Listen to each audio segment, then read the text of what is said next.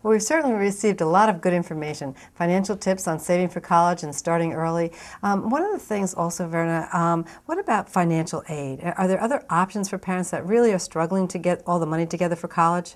Yes, actually apply for scholarships, apply for financial aid. A lot of people don't realize what's available.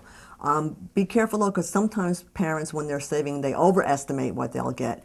But there's a big myth. A lot of people feel like if they apply, they don't qualify for financial aid. And that's not true. In order for somebody to not qualify for financial aid, I mean, they'd be making so much money, it wouldn't matter anyway at that point. They shouldn't even be applying. So financial aid is an option now. What about things like scholarships? Well, there's a lot of things to consider when you do have scholarships too. They look at extracurricular activities. They also look at people who give to the community, and that's something you can involve the whole family in. Like do some things, for the community. And generally they like to see about 50 hours of community service. That's a very important aspect, I know, in today's college education. So parents, you can go out there and maybe get your child involved in a sport or music or join a civic organization. I know, like Rotary, we do certain scholarships for college education. So there's lots of options besides saving, looking into financial planning and scholarships also. Right. Okay, thank you very much. That was very informative. You're welcome.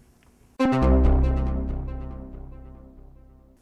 know at Kangaroo Kids, Verna, we deal with very young children, and understanding the value of money, I think, is a really important thing for children. What do you think, as a financial planner, it's important for children to understand about saving?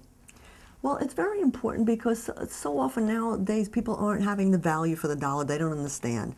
And parents today, they don't like to discuss money either because they don't have enough, or they just think it's not a good topic. But it's very important to teach them the value of money and instill in them how to save the money. Yes, I think that's a very important lesson. A lot of times they think it just kind of automatically comes there, and knowing where it comes from and how to save for it, I think, is an important method. What would be your advice for the first step for families to teach their children about saving? Well, there's two very key things. One thing you have to realize, it's very difficult for them to save. I mean, they want immediate gratification. They get a dime and they want to spend it. Right. So it's very important to make it fun. That's very true. We're in the McDonald's generation where everything has to be right away. So making it fun and teaching the value of a little bit of patience, of waiting for that to grow, is a really important fact.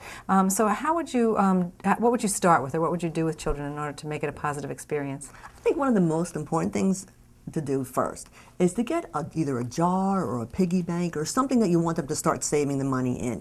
And I think one of the most important thing is you put the first installment in, so they don't look at this overwhelming huge jar and say, how am I ever going to fill this up? Right, right. Or maybe start with a smaller jar to begin with and then just keep filling it up. But I think it's important for them to see that money rise as they go through it. And it's not a bad idea, I think, for parents to match their, the funds that their children are saving for.